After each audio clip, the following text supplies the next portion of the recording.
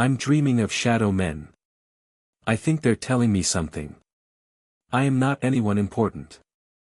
I have no title of influence, no position of power, and hell, I am not even a cog in a machine of any significance. I am just a dead-end worker in an end-of-the-line sea town. So why have I been chosen?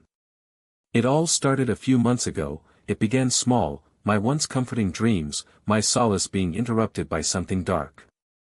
At first it was a shadowy figure standing beyond the walls of my vision, out of sight but not out of mind.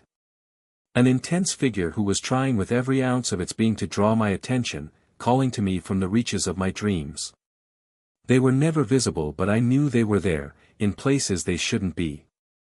My once sweet dreams, the only escape from the mundanity of life, were slowly becoming heavier in my mind.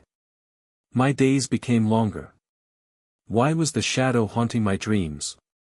Why had my dreams become a sanctuary for this hidden darkness? These questions lead to many sleepless nights. The question of why all of this was happening kept me awake, laying in my bed scared to embrace sleep. By the seventh night I finally saw it.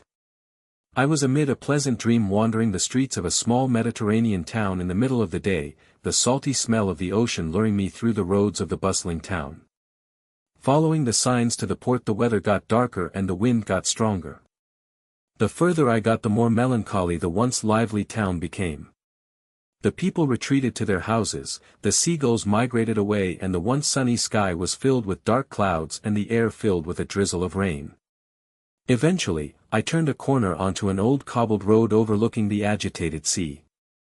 Peering over the side of the road, all I could see was a small port being battered by the waves, devoid of all life except for one lone figure standing at the end of a pier. They were nothing but a shadow, black as a starless sky, no discernible outline or features. But I could still tell, even eyeless, the figure was staring at me. I could feel its eyes upon me, staring through me, deep past the layers of flesh and blood, directly into my soul. My chest tightened as I looked upon its barren gaze that left me as cold as the vacuum of space.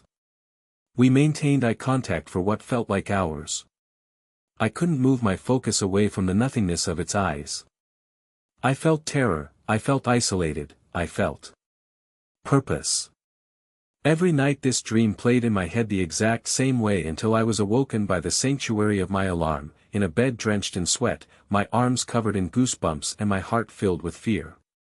My performance at work was dropping due to the lack of rest my sleep was providing. My eyes were resting upon dark bags and my mind was void of clarity whilst it was fogged by questions. My friends became distant and my colleagues estranged as I lost my warmth and patience and became cold and detached from my life. My thoughts had been clouded by the figure.